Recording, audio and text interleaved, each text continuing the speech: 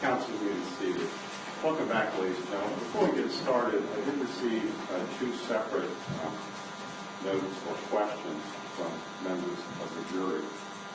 I am not permitted to answer those questions during the course of the trial. You will be required to rely on the evidence that's presented to you during the course of the trial, only on that evidence. But I'm not permitted to answer questions or have attorneys to answer questions for you during the course of the trial. You have to rely on the evidence that's presented. Also, just a reminder, and I know you've heard this before, but please do not have any discussions amongst yourselves concerning the case. State ready to call the next witness. Yes, at this time the state calls Detective Sean Oliver.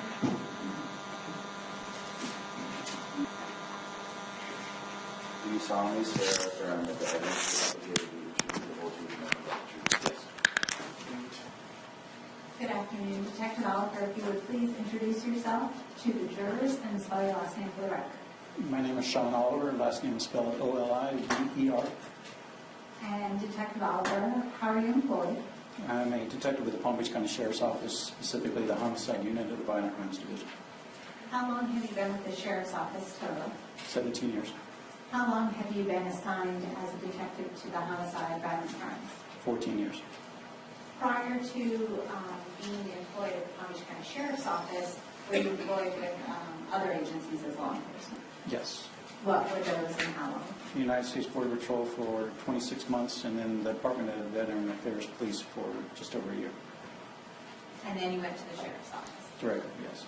As part of your training as a police officer and then continuing as a detective, did you go to initially the police academy prior to beginning law enforcement, and then do you continue training through your job? Yes. Do you attend many courses in regards to your duties as law enforcement? I've attended several courses. And does that include training in regards to searches, statements, updated case law that's appropriate to criminal law that you're doing? Yes.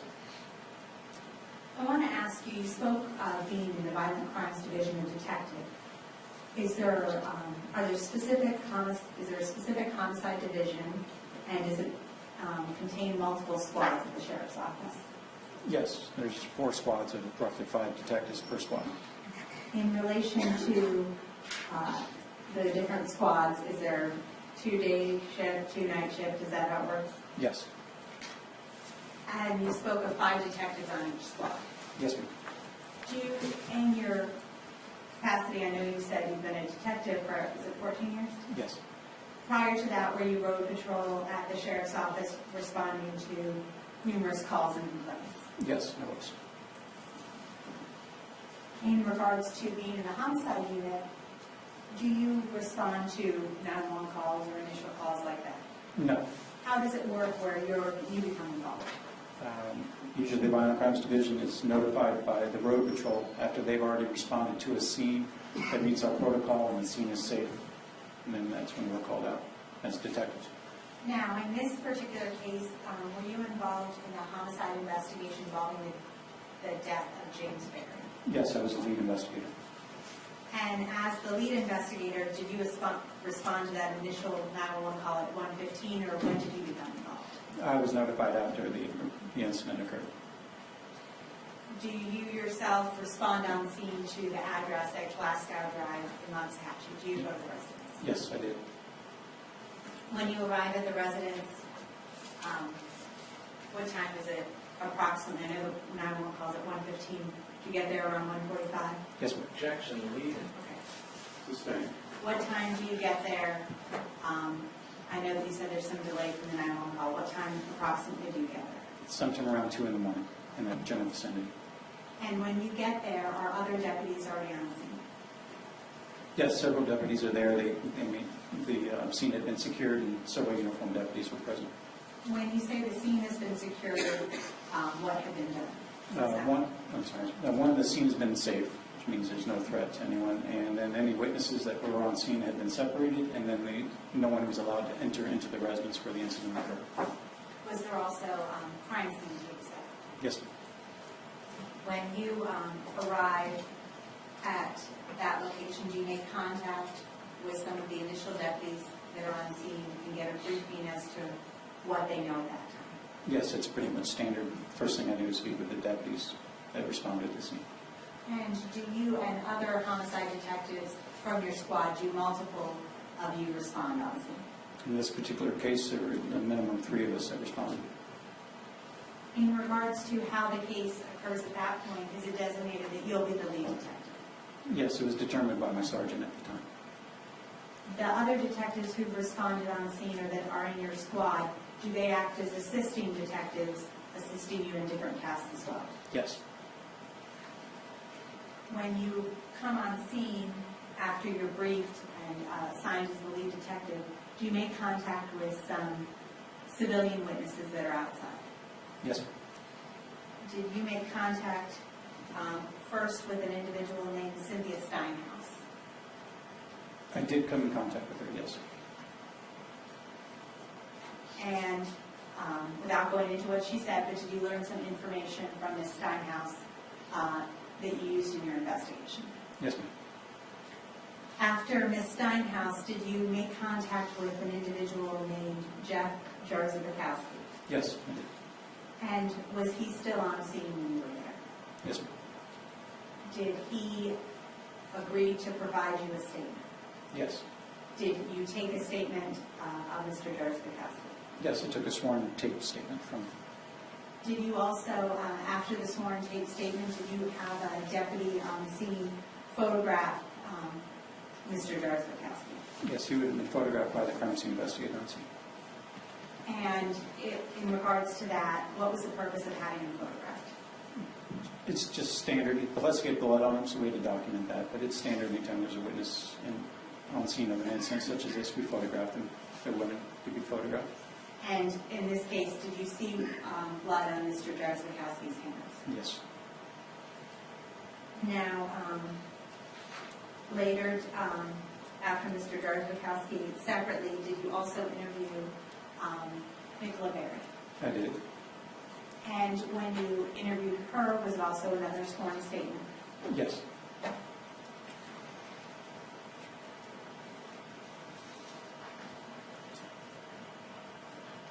And was she cooperative with you?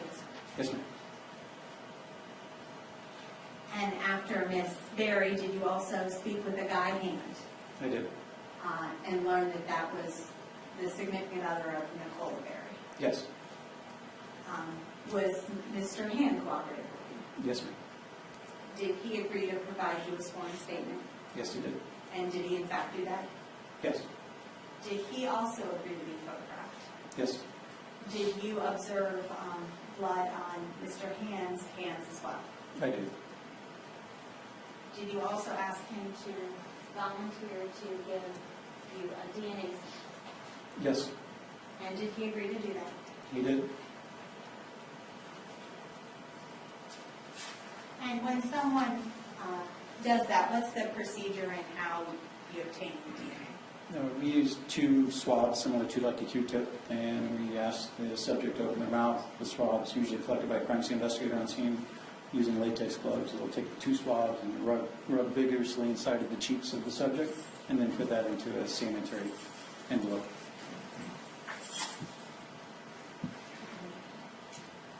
At this time, I believe without objection, the state would enter State's Exhibit 143, the DNA swab of guy hand. No objection. 143 evidence without objection. Mayor, Yes. I'm approaching you with what's already been admitted in evidence of State's 143 and the swabs from Mr. Guy Hand. In regards to when evidence is placed into evidence, does it have case number, date, address, as well as a description of what it was? It does. And that's what we're seeing in 143, Mr. Hand's DNA. Yes.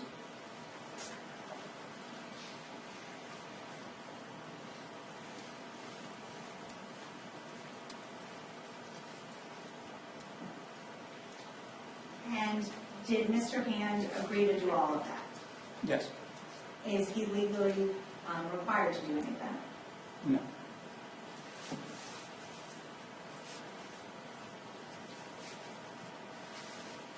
Was Miss Melanie Eam present on scene? No, Glasgow Drive. no. In regards to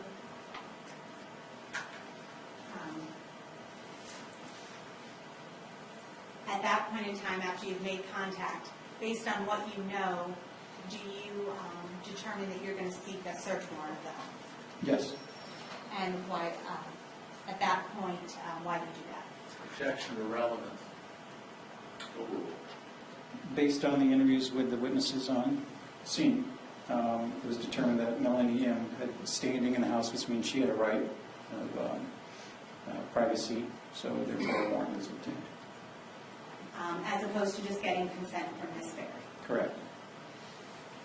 In regards to the search warrant, is that something that the search warrant was it got signed that morning on November 17th?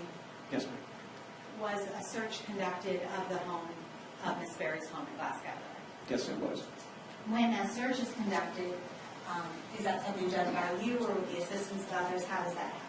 It's in conjunction with crime scene. The crime scene investigation will document with still photography and video photography, and they'll actually collect any physical evidence, and I will walk through with them and observe all the scene itself. So in relation to a crime scene investigator, if you see something that's of relevance or importance, do you ask for them to either document it or collect it, just in case they weren't going to do it on their own? Yes.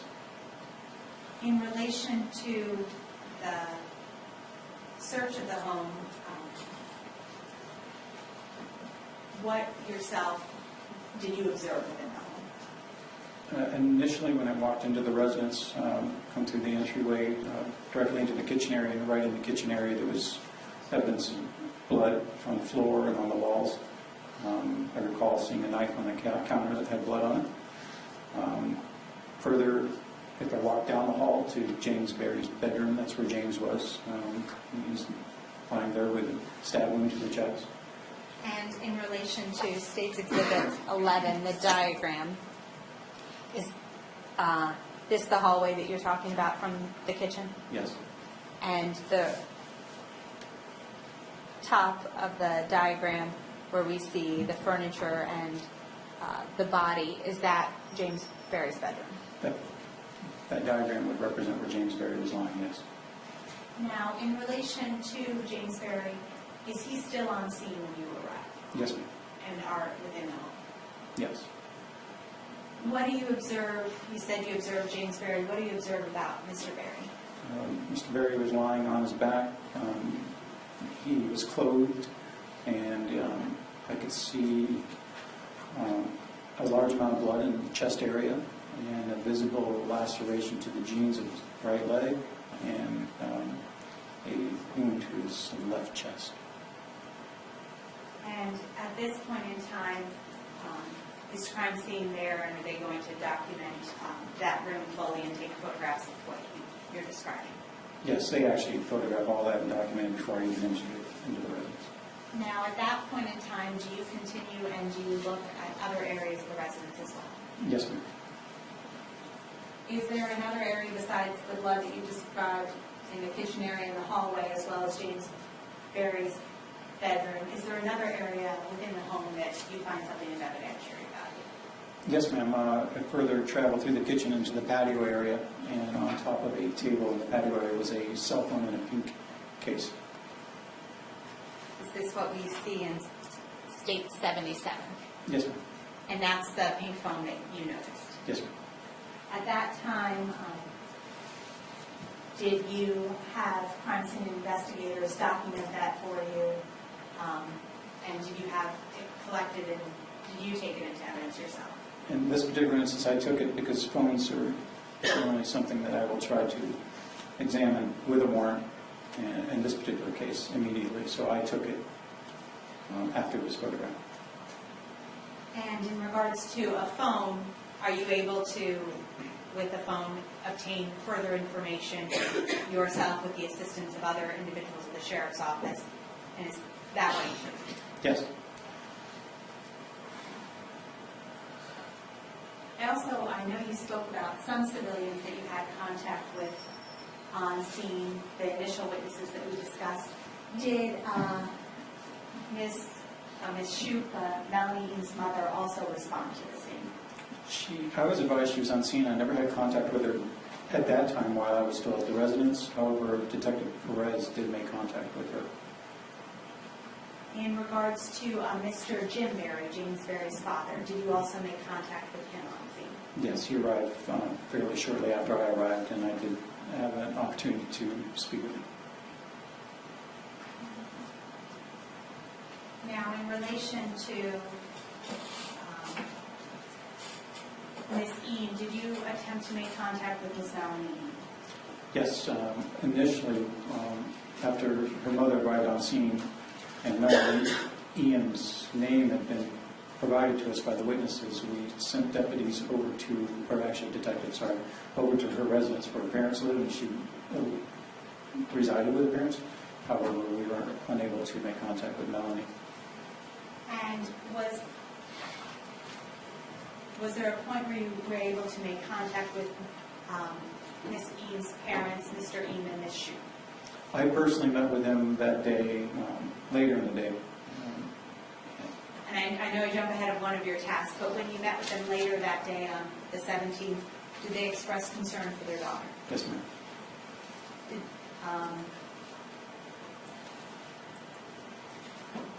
Did they also give you some information in relation to relatives in another area that you used for part of your investigation?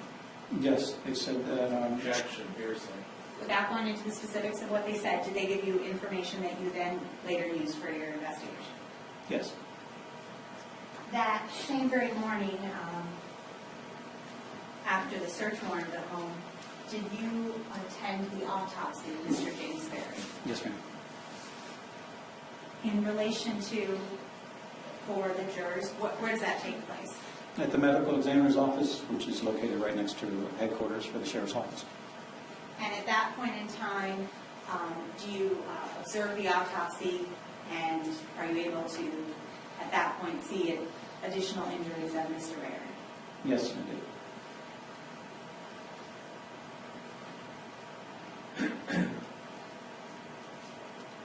Do you also speak with, without going into what he said, do you speak with the medical examiner about the cause of his death and the injuries that he noticed? Yes, Did you notice injuries on Mr. Berry during the autopsy yourself?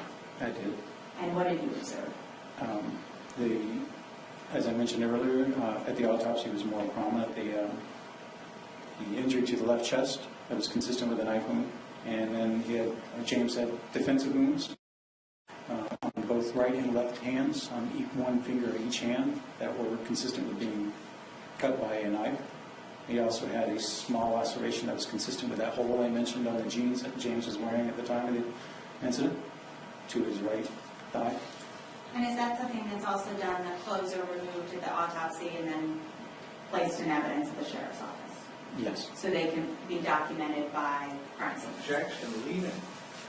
Jenny, When they're collected and placed into evidence, does crime scene investigation assist in documenting them? Yes. What do they do? Well, in addition to the medical examiners, they photograph it. And then, in this particular instance, they probably let the items dry because they were bloody. And in relation to being the lead investigator in a case, the lead detective, all the photographs that are taken by crime scene, after they're taken, do you have the opportunity to review them as well as part of your investigation? Yes. Does that include the ones at the scene, Yes, ma'am. as well as any additional ones that they take of evidence that has been collected and photographed at headquarters? Yes. On that same day, on November 17th of 2016, you spoke of the pink phone that was located on the patio. What did you do in relation to that pink phone? I drafted a search warrant, and it was signed by a judge. And then after the search warrant was obtained, I took the phone to our computer crimes unit, which is up in Palm Beach Gardens, and met with Detective Cunningham, who was able to download the phone, do like a forensic exam of the phone. He provided me a disc, and then I took that disc along with the phone after it was analyzed.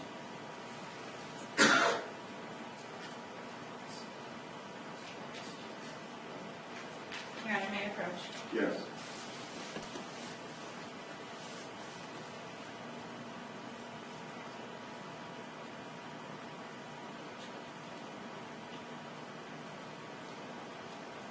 At this time, the state, without objection, would enter into evidence States 80, the cell phone. No objection. States 80 and evidence by objection.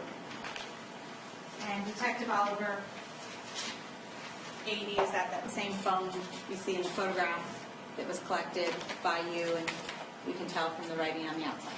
Yes. After you had Detective Cunningham do an extraction and provide you a disc, did you review that extraction information in relation to your case, review what was on the phone? Yes, ma'am. In addition to reviewing that extraction CD that was provided to you by Detective Cunningham, did you turn on the phone and look at the phone yourself? Yes.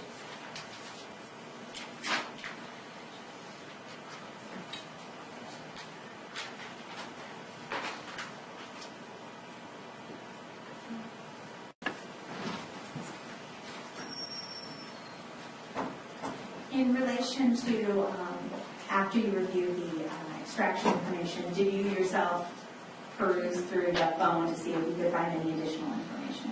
Yes, I did. And did you notice anything? Yes, there was video clips. Your Honor, may I approach you? Yes. I'm approaching you with States Exhibit 80, the cell phone. Is this the way that the League of Legends app, where it says "Burn in Hell" on the top? Is this the application and the messages that you located? Yes.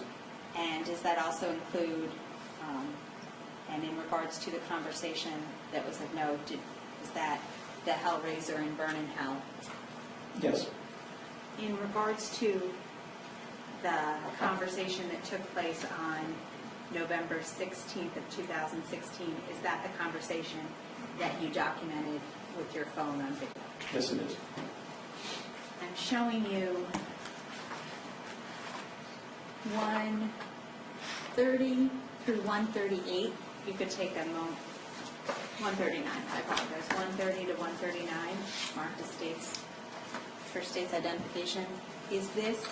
Are these photographic stills of the video that you took of that conversation? Yes.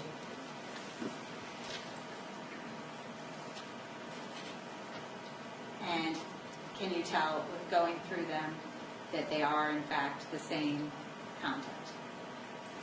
You're talking about photographs related to the video that I took? Yes. At this time, state would move into evidence states 130 to 139. Without objection. 130 to 139 and evidence by objection. Now, and you can let's hold 130. In relation to this, the phone, I'll get rid of the glare, is this little symbol that we see here, is that the beginning of the stills that we see there? Yes. And on the actual phone, does it indicate the November 16th of 2016? Yes.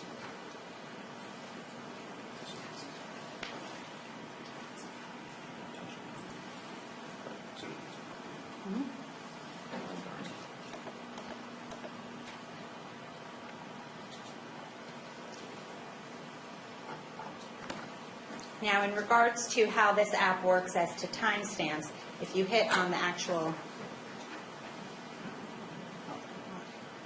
if you hit on the message, as I did right there, "Oh, you forgot about me," it indicates that this was 8:47 p.m. Yes, on the 16th. And in regards to your manipulation of the phone, I know you said you opened this. Did you manipulate in any way to alter any of the times or any of the content? No, ma'am. Is this how it appeared when you located this messaging app? Yes. And in regards to the times, does it continue through 9:02 p.m. Yes. and continuing again, the conversation still at 9:04 Yes, ma'am. through 9:06 to 9:07 and then ending at 9:08. Yes, ma'am.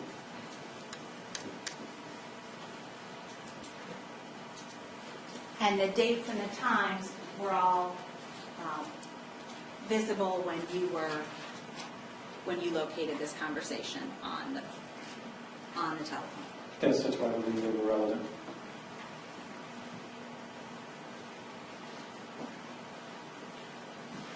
And what did you believe was relevant about the content? Well, the context of the text, it appeared that James was communicating with Melanie, that he wanted to end the relationship. And it appeared, Objection, best evidence. Sustained. Your Honor, at this time, may the witness come down and so we can publish the... Yes, just make sure that there's a microphone close.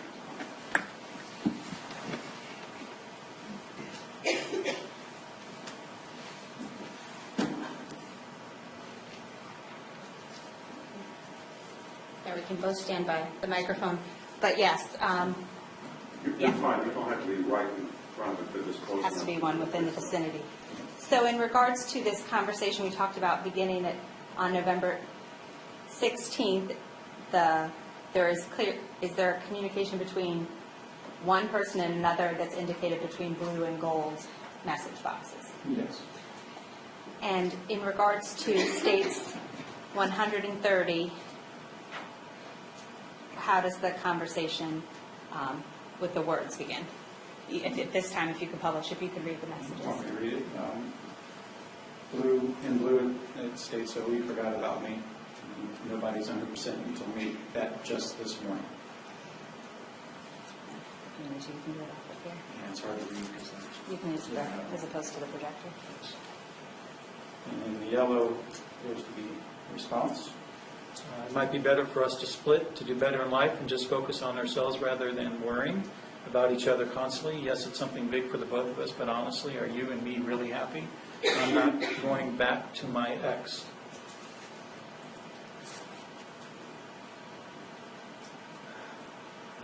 I'm not going back to my ex. Don't worry about that at all. It's something we need to look at and accept. We're not happy. And then you want to continue with blue? Yes, please. It's on the next page as well. Continuing on to 132. I read some stuff and I feel better about it because why would you be with me if you're going to go with her? I read everyone's opinions on it, but what do you mean? I thought we were happy before her. And then this would be yellow James responding, "I'm not happy with myself and about state." And then it's the blue says, "I thought you were happy, or you were happy with me for the past few days," and then it indicated to me that this was definitely Melanie being spoken to by James. He says, "Melanie, I type my feelings better than explaining them in real life. I'm not happy at all anymore. I really, really tried my best to accept everything." She responds, "I tried too, but one little thing made me upset." And he responds, he must have been continuing typing, "and try to recover." She continues saying, "I'm sorry, but I didn't expect it at all. Like, from everything you told me before." James would type back, "From all the wounds from the past." She responds, "I stopped all those things." "And I'm sorry, but I didn't I'm sorry. I stopped all those things." And then James types, "and accept you with all those flaws from the past. I know." And then she types, "I changed so much from before." James responds, "I know you did. But this is something I tried to accept myself and try to recover those feelings from the past 6 months, but they won't come. I don't want to waste your time anymore." She responds, "You mean waste your time? Thanks for just leaving me through a lead chat." He says, "I'm not." She responds, "I didn't expect this at all." James responds, "Doing it through a chat. I'll talk to you in real life. I explain things." Better in chat is all I'm saying. That concludes Yes. this. And so this last 139 indicates the timestamp of the 9:08 p.m. on the messaging app. Yes, ma'am. Thank you.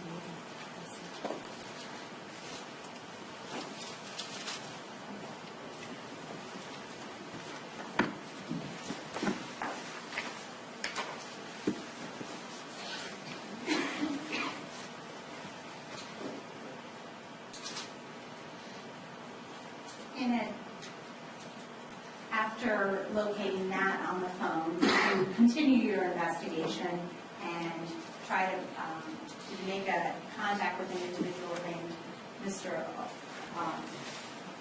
Oik, who lived in Maryland. Yes, but if I can clarify, Mr. Oak called me after I had made a cold call looking through her cell phone. I saw a phone number that came back to Maryland, and I called it, spoke to someone that said they were her. It was a relative of hers, and they hadn't seen her. Then I did get a call from Mr. Onk a day later.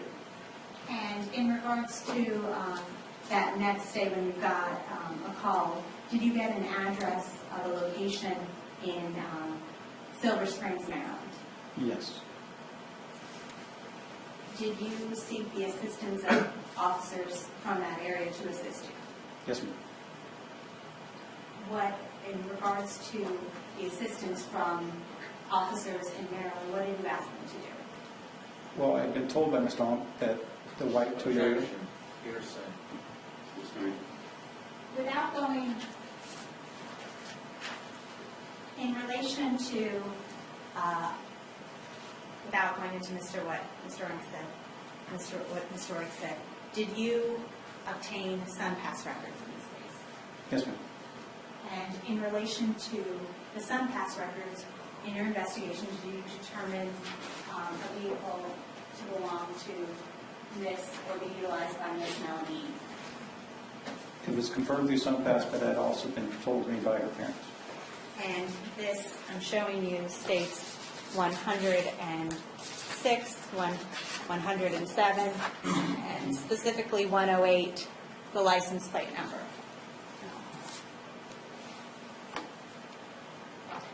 Is this 642 RRC, was that the license plate associated with the vehicle belonging to Miss Eam? Yes, ma'am. So did you, as part of your investigation, locate SunPass records for this vehicle? Yes.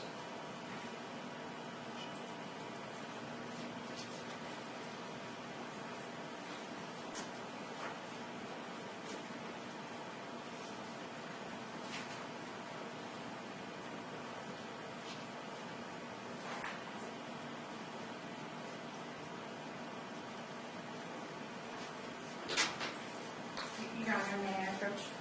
Yes. In regards to the SunPass records, Without objection, Your Honor.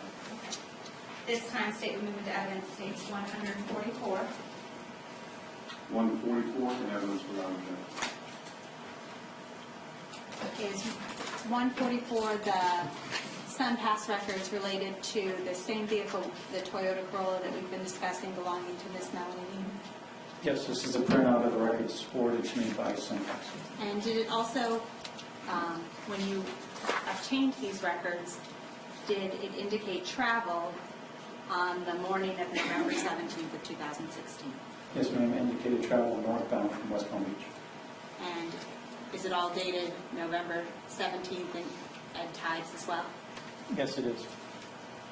And in regards to State's Exhibit 144, does it begin on November 17th, West Palm Beach at 1:49 a.m.? Yes, ma'am. And then activity also that same morning in Simi St. Cloud at 9:20 a.m., Yes. as well as multiple stops in between. Yes, ma'am. Did you also locate, with these SunPass records, a photograph affiliated with this vehicle? Yes, SunPass provided a photograph of the vehicle traveling through the toll plaza in West Palm at 149.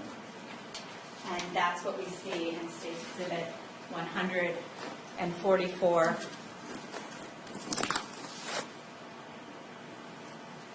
That's what you can see in this aspect. Yes, ma'am. And 144 also included the time frames from West Palm Beach through Kissimmee St. Cloud, all on November 17th. Yes.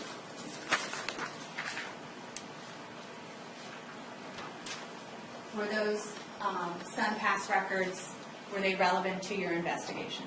Yes, they were, ma'am. What did they indicate to you? They confirmed that defendant Ms. Eam traveled north shortly after the incident directly using the turnpike within a short time frame of the incident. Did you also obtain records from Bank of America in regards to ATM usage? Yes, ma'am. No objection. At this time, the state would move into evidence Bank of America records, State's Exhibit 145. 145, that was okay. And I'm showing you 145. Are these the bank records that indicate multiple withdrawals as well as a purchase all on November 17, 2016? Yes, sir. November 17th.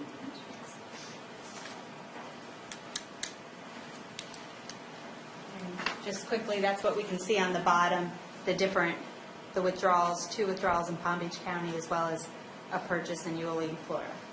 Yes.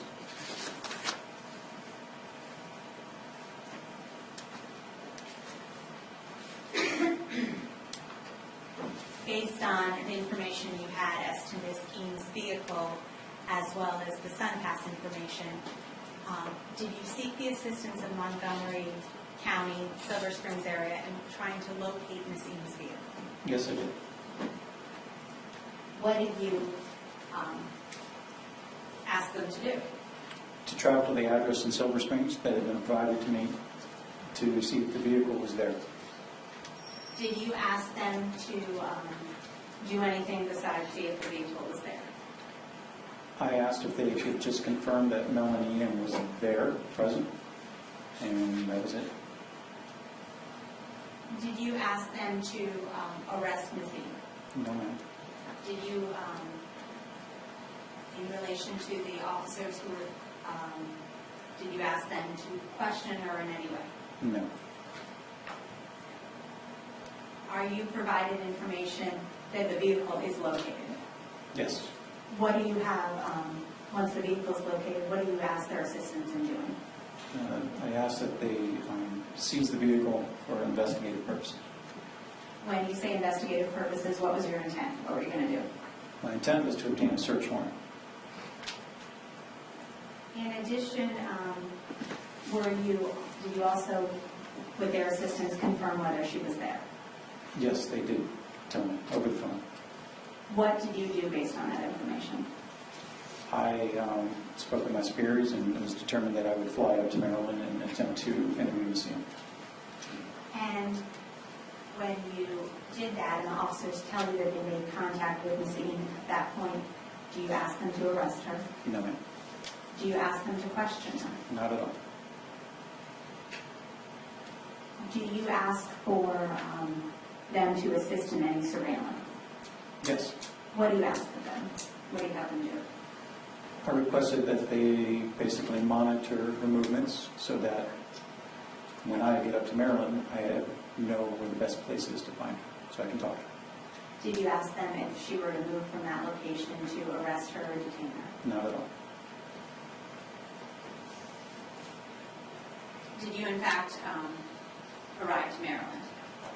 Yes. Did you seek the assistance of another detective and actually go to the residence? Yes, I met with Detective Karen and around the corner from the address that was provided in Silver Springs. And then he and I approached the house. Before you approached the house with Detective Karen, did you make contact with the surveillance team that was there? I did. And what did you tell them? To leave. And why was that? No longer needed them since it was confirmed that Ms. Eam had not left the residence. And it was believed she was still in the house.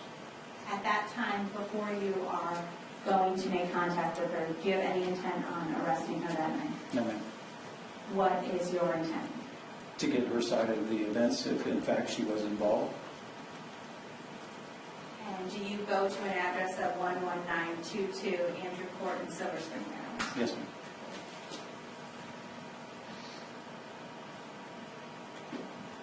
Is there another person with you? Detective Karen. is So with the me. same one that you met outside, shortly away from the residence you went in? Correct. What happens, do you go to the door, what happens? Yes, he and I both had recording devices. He had an iPad and I was using my iPhone. And we both approached the door, knocked on the door. The door was answered by Ms. Eam's cousin, Mr. Hunk, And we asked if we can come inside. We were allowed in that residence, and then I made contact with Ms. Eam. And when you made contact with Ms. Eam, at that point, did you ever place her under arrest? Not at all. She was actually told she wasn't under arrest. Do you have any intention of her arresting for that night? No. You said that you have your iPhone and Detective Karen has an iPad. Do you record the interaction with Ms. Eam in its entirety? Yes, ma'am.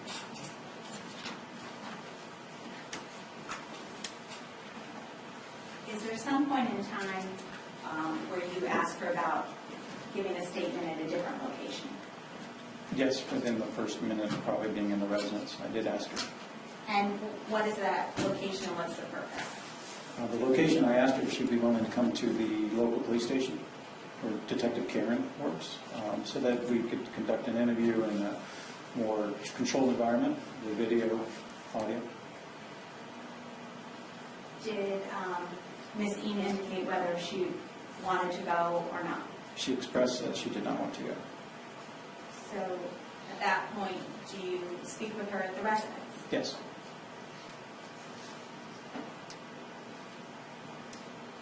During your interaction with her, do you question her about the circumstances of how James died?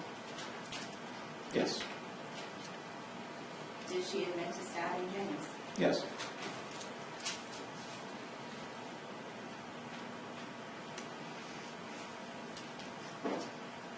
And this interview, when it takes place, is it done in, I know you said it's at the residence, but how is it in relation to where the residence is?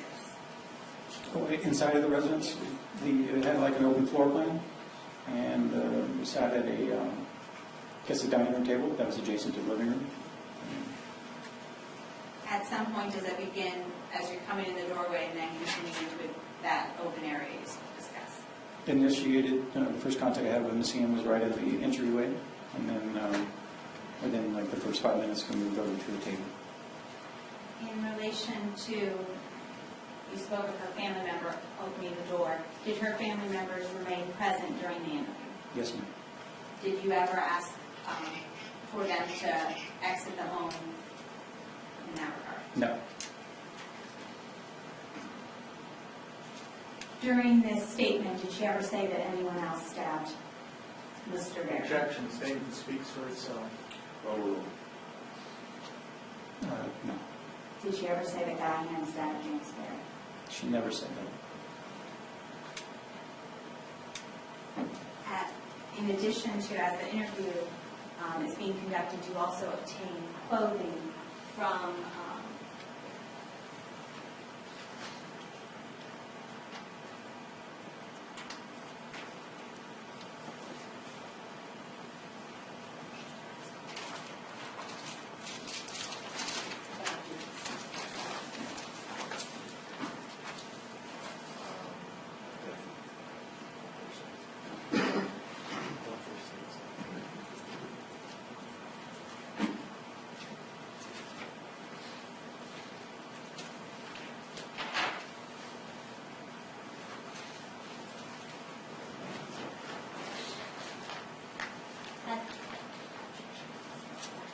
At this point, the state would enter into evidence 146 A and D, the defendant's clothing.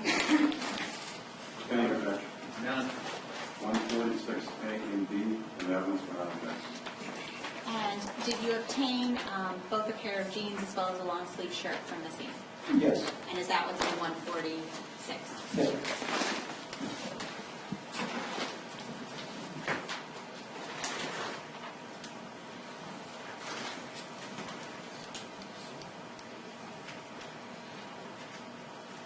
Your Honor, at this time, we ask to publish the statement and publish the statement. Are you using transcripts? Yes. I assume parties want the transcript instruction. Yes, sir. 2226. All right, members of the jury, you're about to hear recorded conversations. These recorded conversations are proper evidence, and you may consider them just as any other evidence. You're also being furnished with transcripts of the recorded conversations. The recordings are the evidence, and the transcripts are provided to you only as a guide to help you follow as you listen to the recording. The transcripts are not evidence of what was actually said or who said it. If you notice any difference between what you hear on the recordings and what you read in the transcripts, you must rely upon what you hear and not upon what you read. Ready to publish?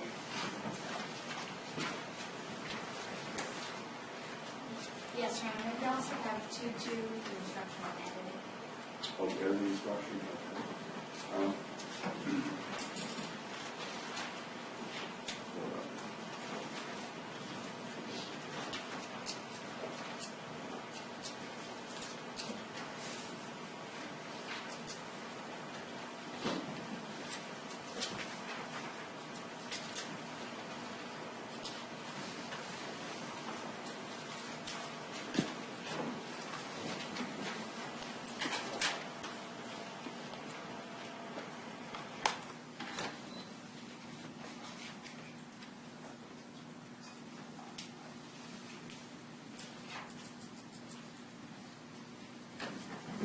The additional instructions that are requested is that the recording you're about to listen to has been edited to eliminate irrelevant portions that were not added to understanding of the case.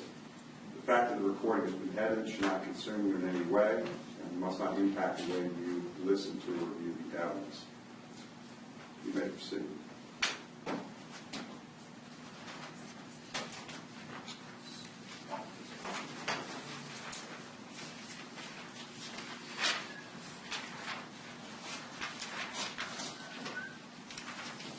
At this time, the state will be publishing State's Exhibit 141. 141.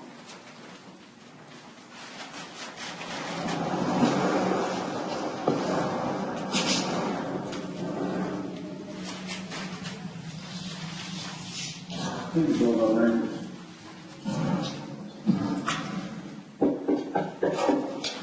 Lights just went off upstairs.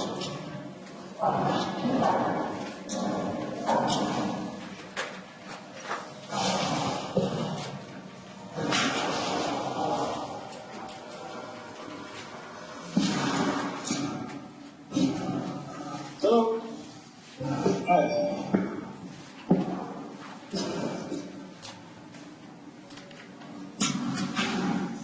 I'm not worried about the dog. It doesn't sound like it ever hurt me. How you doing? I'm Detective Oliver. I'm here for Florida. What's your name? Oh, you and I spoke on the phone. I was on the phone. Can we come in?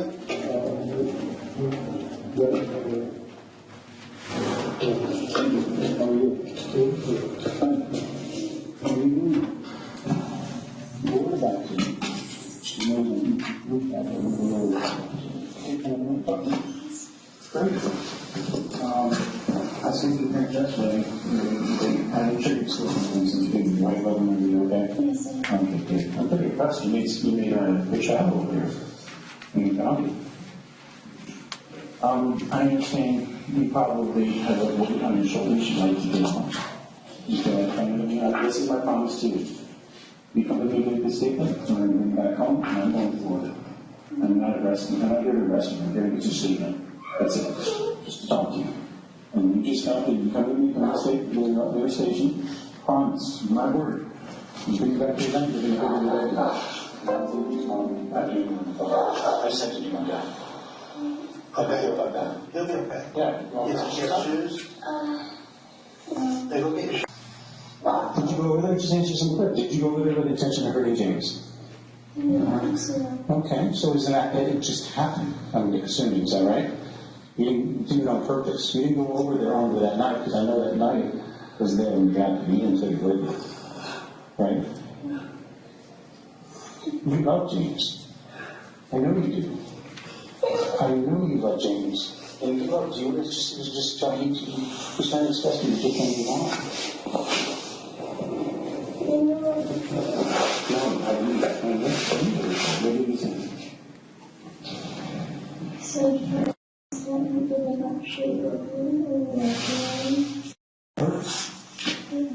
I bet it hurts. Listen, I'm a little older than you can imagine. I've been through some heartbreak myself. I'm sure Mike has too. All right? So I've gotten pretty emotional, and I understand it hurts, especially when someone says they've led you on or they can leave me. And, you know, maybe it's just that was poor word. I'm sure he wouldn't have been with you this long if he didn't really love you. I'm sure he did love you at some point.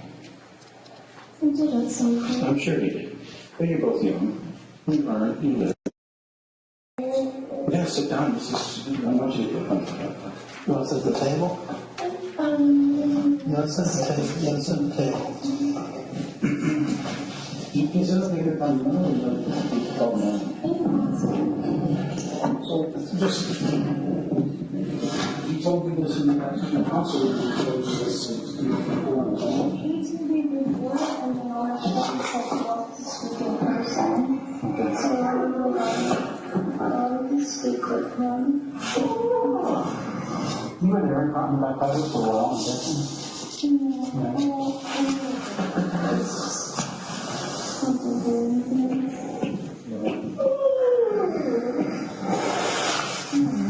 What do you say to me? When whatever you said hurts you, right? You love him. You still love him, don't you?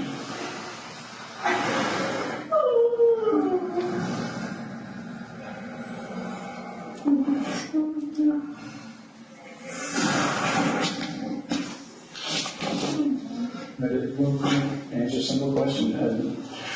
What happened with that? So I don't remember. Can you just... No, okay. You know the injuries that he suffered. Okay. They had to the effect that he was being, you weren't chasing him, right? Yeah.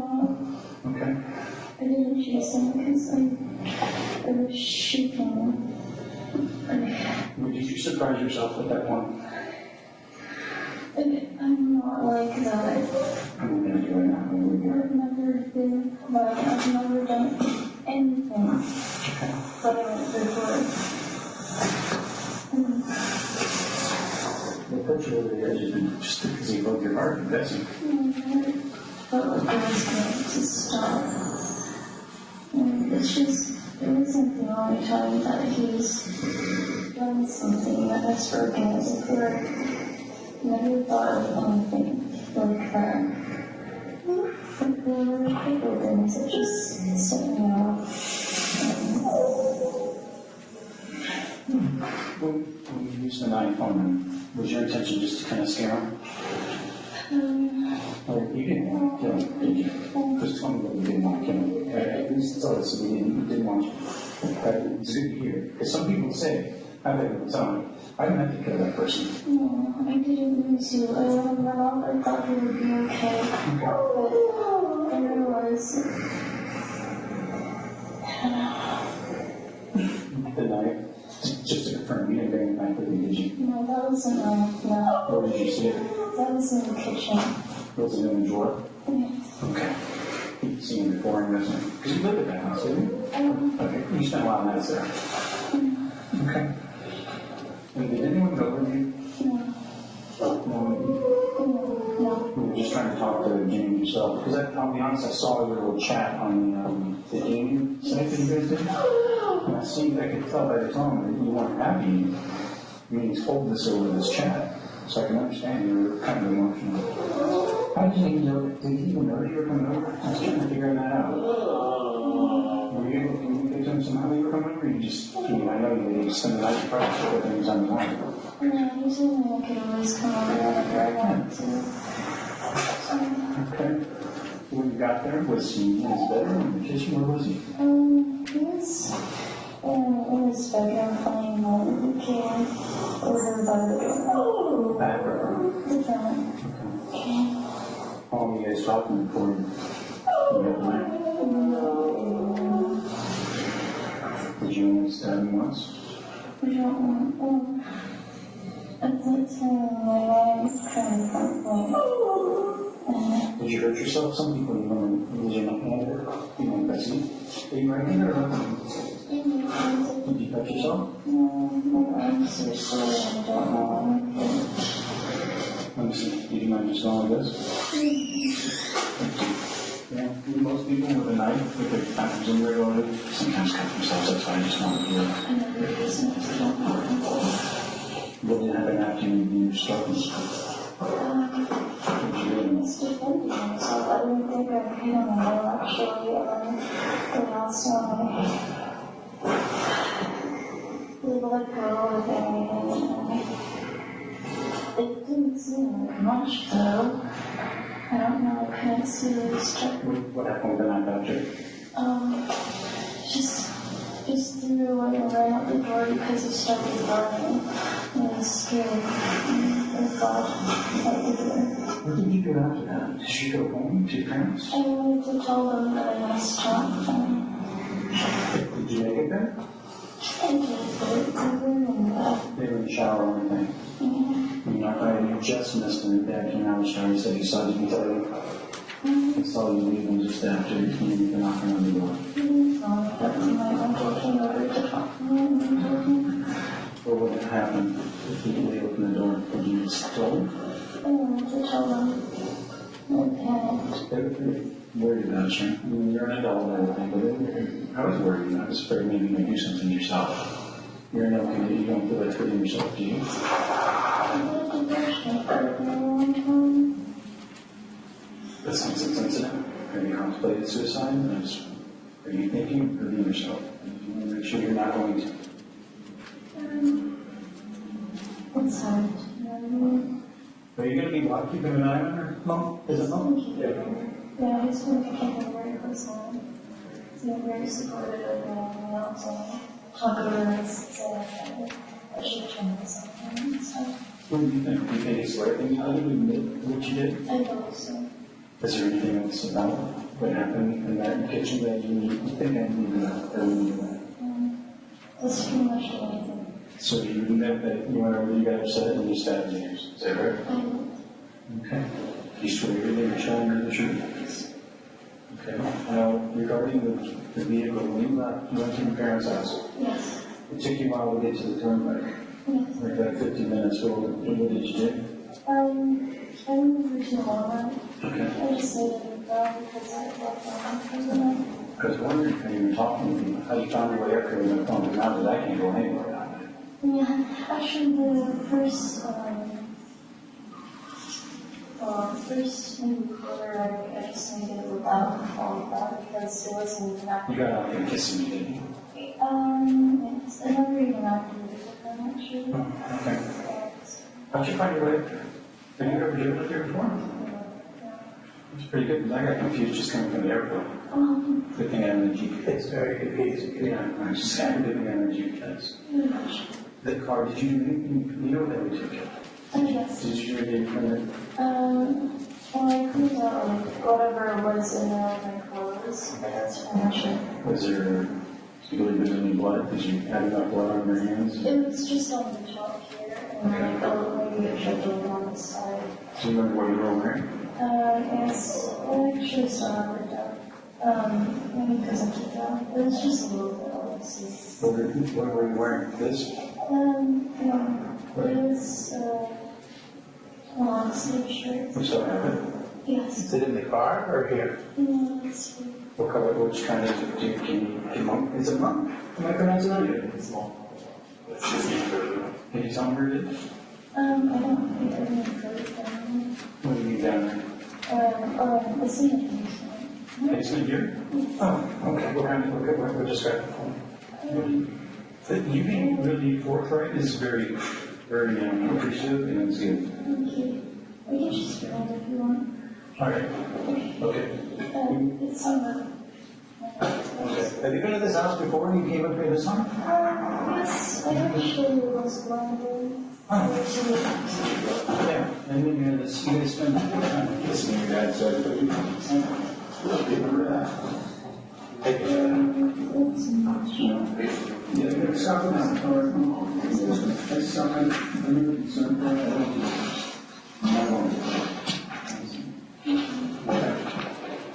You had probably seen one of your signature shirt, one of you must have some questions, right? But what's your situation like? What you ask me? You've been honest with me about that? Not really. Can't really. No, I just. Well, I guess one question. Sure. What would happen to you? Potentially. Well, you explained, you didn't go over with the intent to harm James, is that true? That's true. Okay. Would you say this was extending, was this, why did this happen? You kind of explained it, but that goes to the state of mind, and that's what people look at, especially judges, that's what they look at. You could potentially see some jail time. Right. I mean, we did, unfortunately, I don't really pardon from James is no longer with us. Okay? And you know, people make a mistake like that, and even when you drive a car and you hurt somebody, you don't intentionally do it, you still have to, unfortunately, suffer consequences. You're young. Which means, and as long as you keep being honest and you tell it, this means a road trial. So, I'm not saying I would do it, but possibly they take a plea. You know what it is? And they offer you less time, but it's something the state determines. I don't. But they do look at everything. They look at the total totality of everything. In the relationship with James, the fact that we live in, and this was just literally an isolated incident. They don't look at that. They look at how you're honest and you're trying to explain the situation. Okay? These are things that we'll definitely consider. Okay? Not only, I'm not arresting you. You understand that? I'm moving from here. I just don't want to come talk and give you the fair chance so that people don't look at you and go, geez, I don't get that impression. I don't get mine goes either. But let's get the shirt. Anything else you can think of? Where is it? Downstairs? I haven't been in the basement in years. I lived before. I guess it's like the water tanks and stuff like that. Yeah, I know. I'm just going to think of it. I haven't been in the basement. It's nice up here. Up here or? Is this what you're saying? What's in here? The shirt? Yes. The positive? Is that the shirt? Shirt?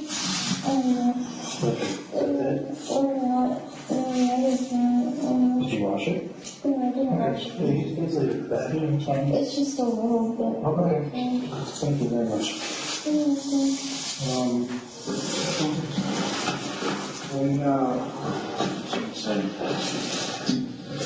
Did you purposely leave yourself on there, or was that by accident? I just panicked. I guess you could say that. I don't know, I guess both. It's just like, I was scared I just jolted out the front door. And the reason that, what is it, it's been 2 days, since I don't know what it was, the reason you didn't like turn yourself in. I'm sorry, I have just... That's fine. Just explain it. People are going to wonder, why did she leave Florida?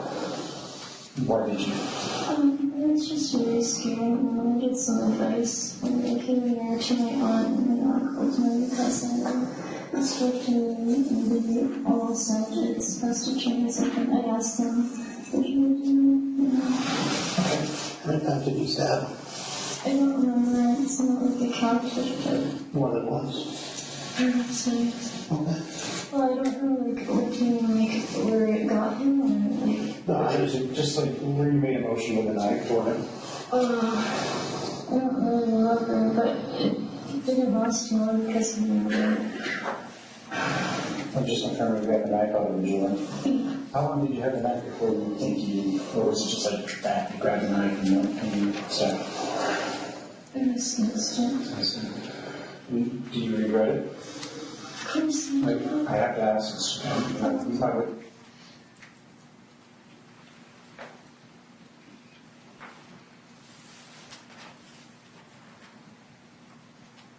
Write a report and consider that I would encourage you to say that because you may, it's good to hear that. Thank you. Okay. Well, so now you said the reason you left Florida because you wanted advice. Did someone advise you to come up this way? No. Okay, you check that on now. Yes. Okay. Now, can you think of anything? Let me try to remember. I'm going to give you my I think I have a card, it's in, Not even here's my phone. I'll give you my card, so you guys know how to get back, get the card back. Car, I mean,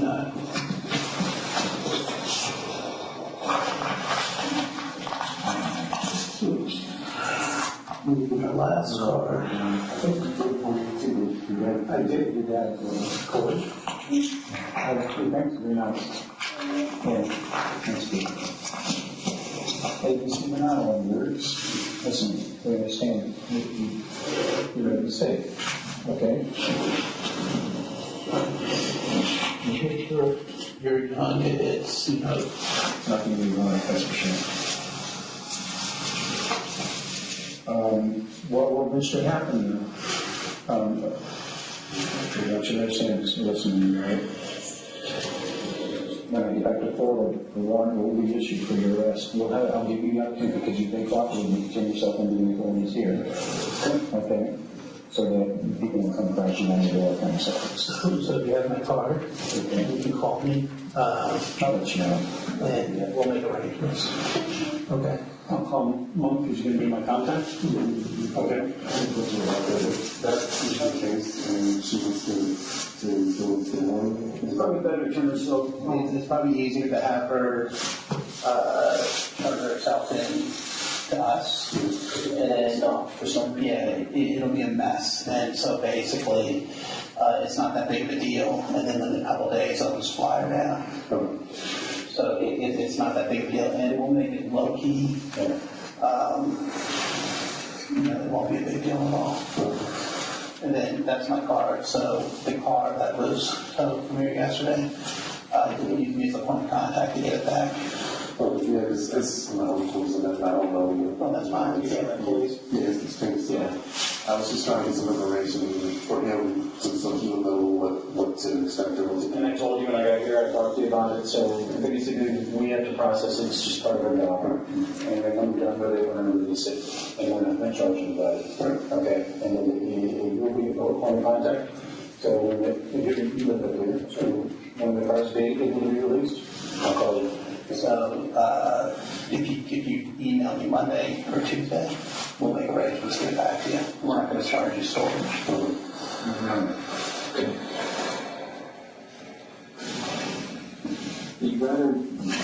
One of the positive things about this little interaction that you're having with me right now is that now I'm talking to Chick. Don't worry about us chasing after you. You're looking over your shoulder, whether the police can be stopping me. You could no longer go after them and then a couple of weeks and then one. And no stress. Okay? And this process will take a little while too. So, that's about it. And I respect you probably, okay? Because I do get a lot of people that just, they already won't talk to us. I understand that. Did you feel like uncomfortable talking? No, actually, it's very comfortable. Okay. Well, more comfortable than expected. Yeah, we try not to disrespect, try to make it as comfortable as possible, and You don't judge when I later anyway. We're just, we're paid by decisions. I take by decisions as a board to just do my job. He's paid by decisions and everyone's doing this. we don't get commission. Thank you. That's really good. We should be, that's my only. So cell phone number. I have none, so I gave it to you. Okay, that's fine.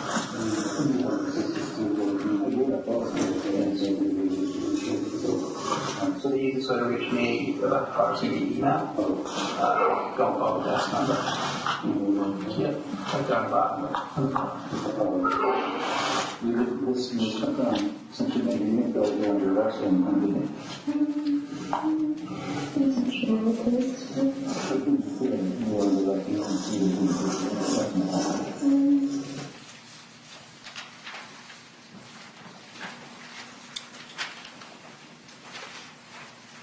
Detective Oliver,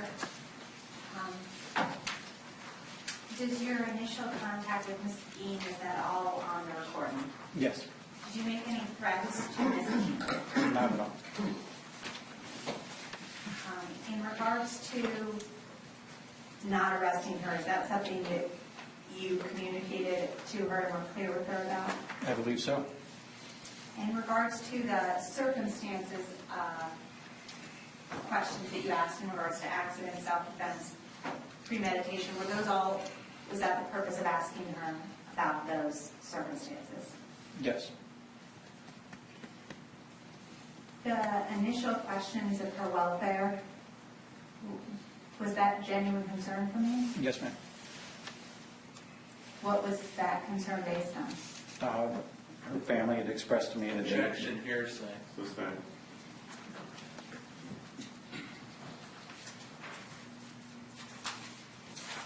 In regards to when you talked to her about additional concern, suicide, was that genuine concern you had for Ms. Eam? Yes.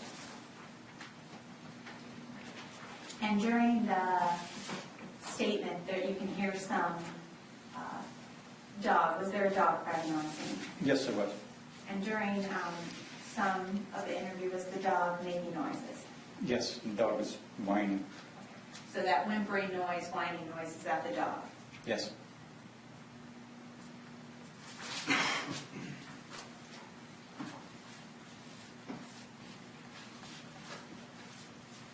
And did you, when you were talking to her about breaking up, was that based on the text messages that you had reviewed and received? Yes. Your Honor, may I approach? Yes.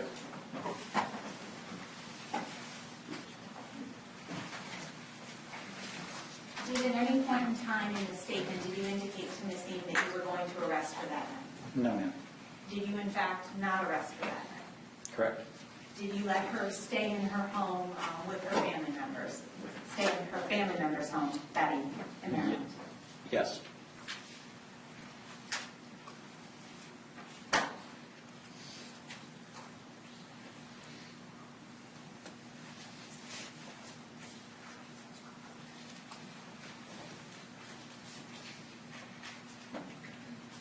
In regards to your investigation, did you, with the other assistance of other detectives, also obtain video surveillance from another address off Glasgow Drive, 16059, Glasgow Drive? Yes, so that residence is located east of the incident location. And at this time, State would move into evidence of that objection, State 146. Actually, relevance. Approach.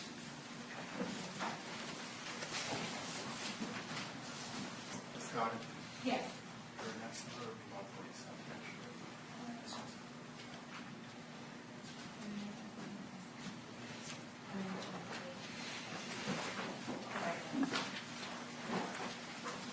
At this time, the State would enter 146 surveillance video as well as 147 through 151 stills of the surveillance That's video. over previously stated objection, correct? Thank you. Okay, 146, 147, and for the 151.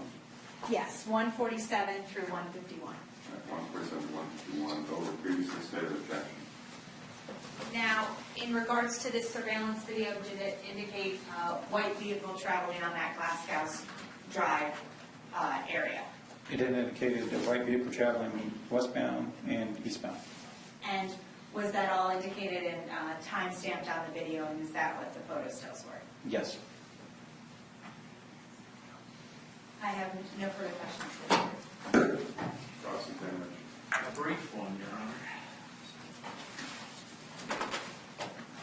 Good afternoon. Hello? I believe you started out by saying by the time you arrived, the scene had been secured. I think you used the term made safe. And then you said any witnesses separated. What did that mean, any witnesses separated? As in fact, in this investigation, there were people on scene when the incident occurred. They were determined to be witnesses in the sense that they were present when the incident occurred, so they were asked to stay on scene so they can provide a statement. Separated from what? Or from who? From each other. Okay, so it's your testimony then that Nicole Berry and Jeff, the long name, and Guy Hand were all kept separate. When I got there, they were not grouped together.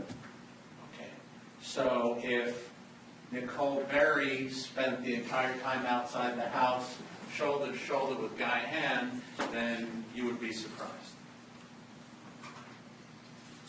I have no evidence to say that that happened, so. Did Guy Hand at any time wash his hands? He told me he did, yes. Okay. Did that surprise you? No, Did you seize his clothing? I don't think his clothing was taken as a photograph. I understand it was photographed. Was it seized? No, So if you wanted to run his clothing to see whose blood was on it, you blew that chance. well, no, because it was pretty evident it was James Barry's blood on it. Okay, so to repeat, if you wanted to take Guy Hand's clothing and run it to see if anyone else's blood was on it, despite the obvious source of the blood, you've given up that chance, correct? Yeah, it wasn't necessary. I believe you testified Melanie Eam's name was provided by the witnesses. Which witness? All three of them? So Guy Hand, when you were dealing with him and investigating, said, Melanie Eam. Objection calls for hearsay. Approach for me.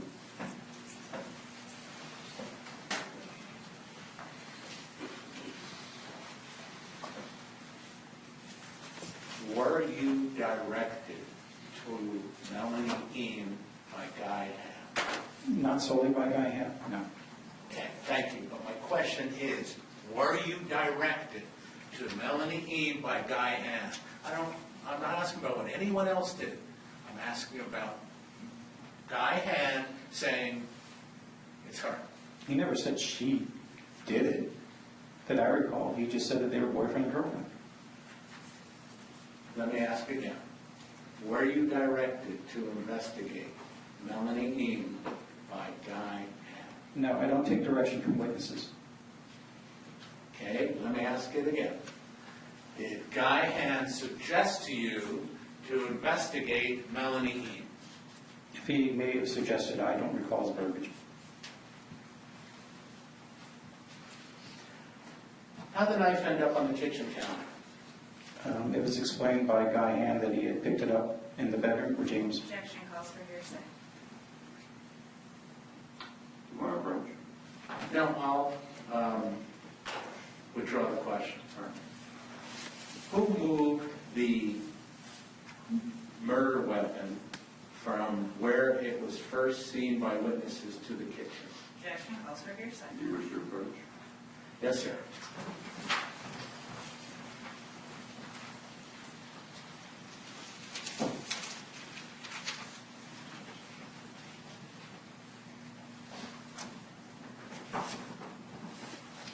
Thank you. Redirect.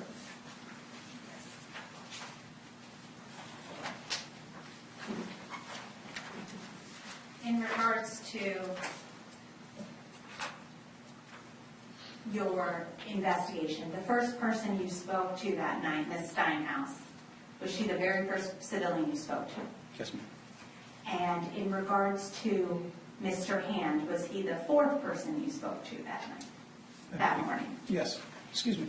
And after these individuals after they spoke to you, were they allowed to, at that point, after the interviews, did you enter the home and assist in the search warrant? Yes, ma'am.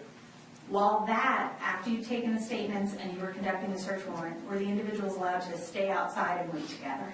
Yes, ma'am. And in regards to Mr. Guy Hand, did he ever indicate to you that Miss Melanie Eam was the one who stabbed James? No, ma'am. In fact, do you remember at this point if you were the first one to mention Miss Eam's name? I'm sorry, I don't understand the question. Sorry. In the interview, in regards to Miss Eam, do you remember you being the first person to even ask him who Melanie was in relation to James Barry? Objection, sidebar. Please.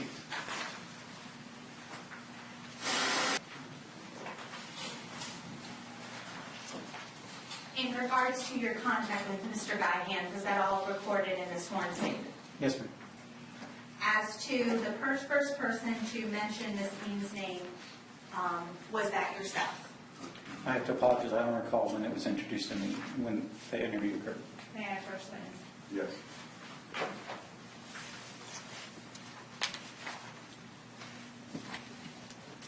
And the interview, this is the transcript of your statement of Mr. Hand, and you can go through, there's no mention of Melanie until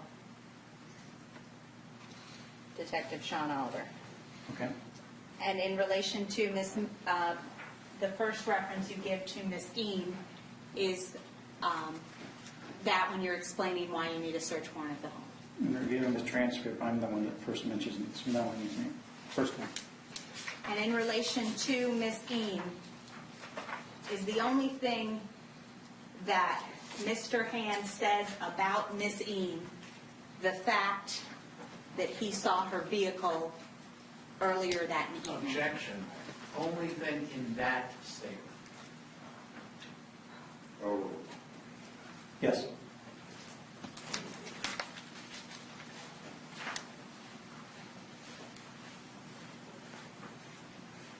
I have no further questions. May I recross? yes, Your Honor. Thank you very much.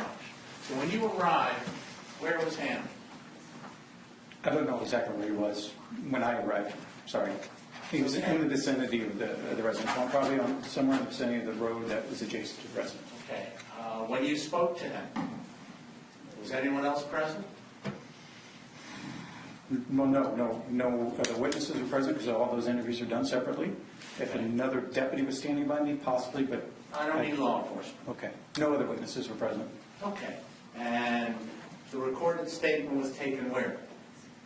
On scene, I generally do most of my recordings outside, in a vehicle, outside of the vehicle, as opposed to sitting in a vehicle. Okay. And so the very first interaction you had with Guy Hand was on tape? Any reference to a statement, I could have maybe in passing said, hello, I'll be with you in a minute. Is it okay to get an interview? That would be the extent of anything on tape. Okay. So did you have any discussions with Guy Hand prior to tape? No, sir. So you didn't say, where were you, how are you, can I take your picture? Nothing? Prior to going on tape? Yes. No, not that I recall, no, sir. Okay, thank you. Any reread your honor? No, no. Okay. You may step back.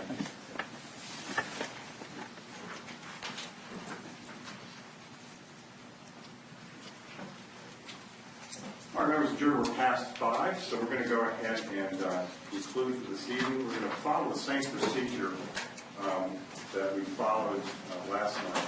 That is, tomorrow we're going to start at 8:30. So I need you here in time to sign in downstairs on the first floor and then be assembled together on the 11th floor where the deputy tells you to assemble. At 8:30, we'll get started just as quickly as we can. You can leave your notes here tonight. They'll be locked up for you. As always, please do not discuss the case with anyone, including any discussions among yourselves. Do not do any research in connection with the case.